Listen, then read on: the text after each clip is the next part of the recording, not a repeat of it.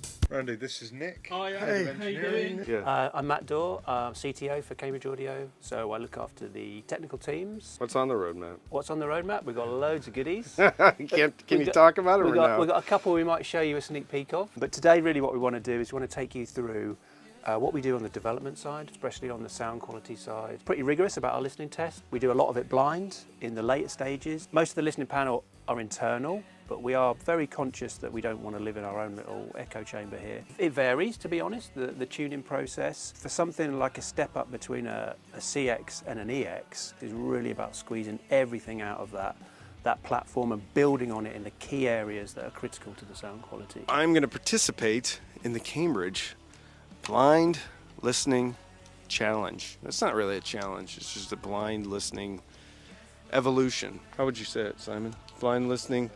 All right, blind listening test. All right. In development. In development, and it's not, and I can't talk about it because it's secret Cambridge products. But I'm gonna see. I'm gonna go through what they go through when they're tuning a product. True blind test. Check this out. They put a screen in front. So I have no idea what is connected now. Hopefully I get it right. So when they're testing the products, they all sit down and they kind of compare notes, and whatever starts to kind of line up, then that's the consensus. Very cool.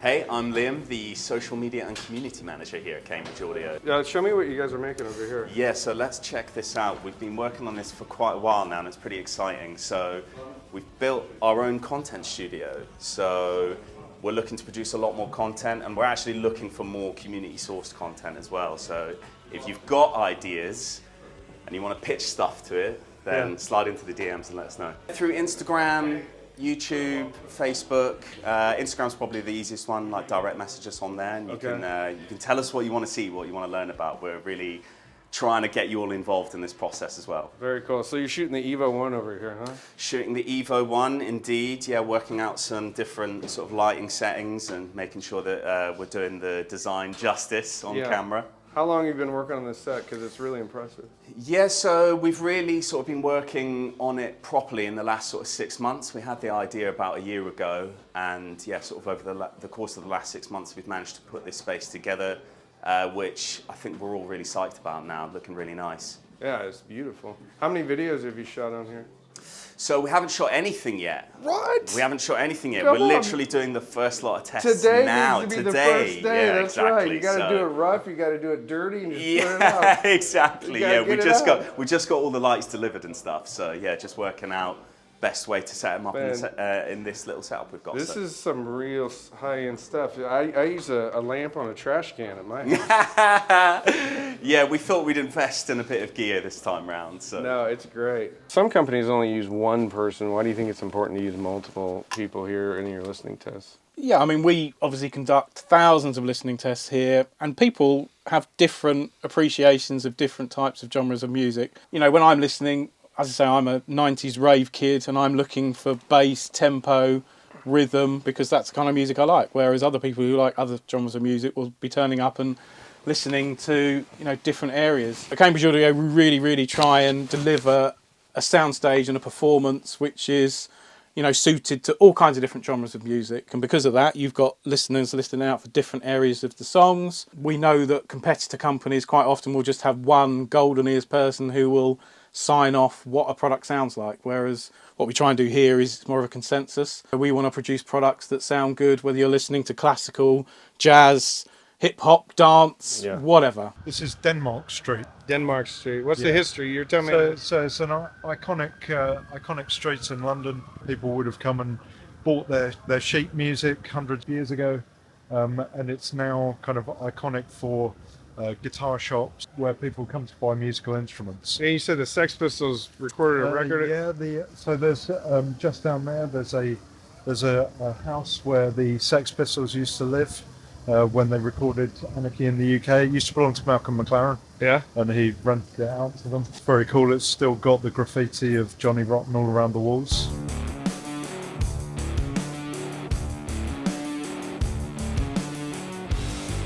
All right, in London, going to be doing some record shopping at, what is it, Rough Trade? Rough Trade, Denmark Street, which is an independent, one of the probably the biggest record shops in London. Is that right? Biggest independent. All right. So I'm hoping to find some metal, punk, something that I wouldn't know anything about. So this is the House of St. Barnabas, apparently where Charles Dickens wrote Tale of Two Cities. Tale of Two Cities. Apparently it was a house for fallen women back in the day. But it's also a chapel. He wrote it in a church. He wrote A Tale of Two Cities in a church. Oh, in the courtyard, not in the church. It was just told to me that apparently Charles Dickens used to do a lot of work with fallen women. Take that for what it's worth.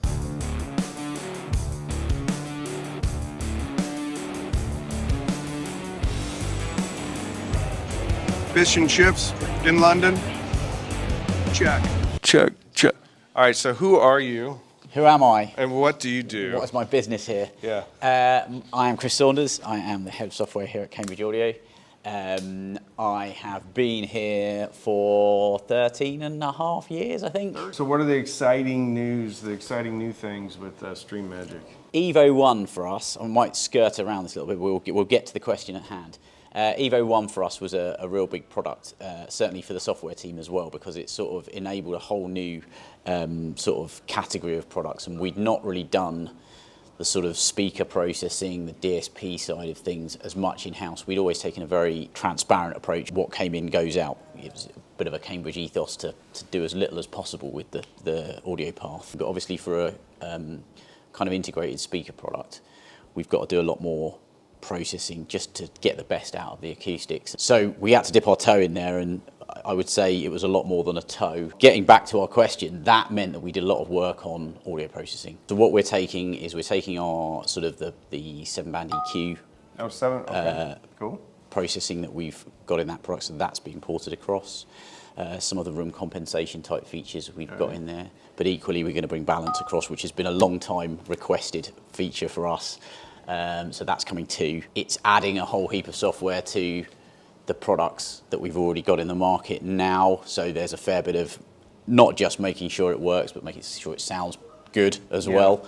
And so that'll be in addition to the apps to be able to control that as well. Will this just be an over-the-air update? Yep. We've spent a long time and we've had a lot of infrastructure to be able to deliver these kind of updates over the air. And I think we took, I guess, an unusual approach in that we brought the technology into house rather than necessarily working with a third party. It's come with its sort of effort. We can't rely on someone doing it for us. We've been so sort of convinced of the value that having that ability to respond to customers quickly, if someone sees a problem, we can get on it there and then that day. We can push out an update if we need to that evening, for argument's sake. It's funny actually, we work obviously to make our products do their thing, but a lot of that is with third parties, so we work with all, you know, the streaming services, the technology providers and the likes.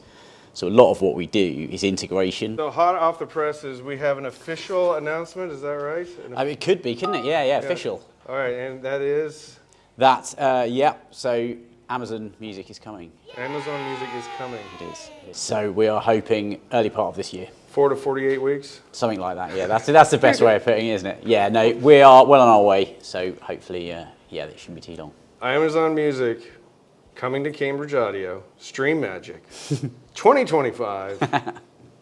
A victory. Thank you very much. How many years have you been working on this? On this particular, on Amazon Music? Yeah. Enough, plenty, thank you. Perfect. Enough said. Thank you.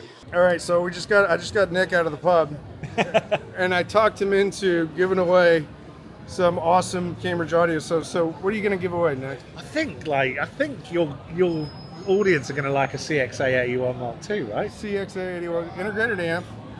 You going to give them a choice between anything else? Yeah, I mean, we could also see if maybe there's someone might want an Evo 1 instead. Evo 1. So, if you want an all-in-one, super convenient, super awesome looking music hub, the Evo 1's for you. If you want an awesome integrated amp, the CXA81 Mark II, maybe for you. So what you need to do though is you need to obviously subscribe to the Cheap Audio Man. Subscribe to Cambridge Audio's YouTube channel and then fill out the Google form. It'll be in the description below.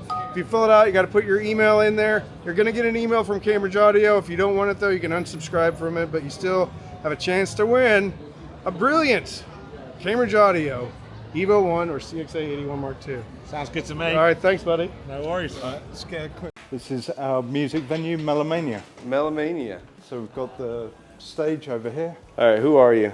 I'm Simon Osborne Walker. I'm head of global PR at Cambridge Audio. Yeah, and then we've got the our Music Moments wall at the back of the office here. So each of these album covers represents a member of staff. So when someone starts at Cambridge Audio, they have to give what we call a music moment. So it's something, it's a part of, specifically a part of a song that means something to them. And you'll see these at the bottom of our email signatures. You'll see them on our business cards. The music moment that each member of staff has chosen is represented on this wall at the back. Which one's yours? So mine's over here is the Hold Steady Boys and Girls in America, specifically a song called Massive Nights. It all ties back to an old job I used to have actually. Yeah. And a group of people I used to work with. So good memories, very good memories.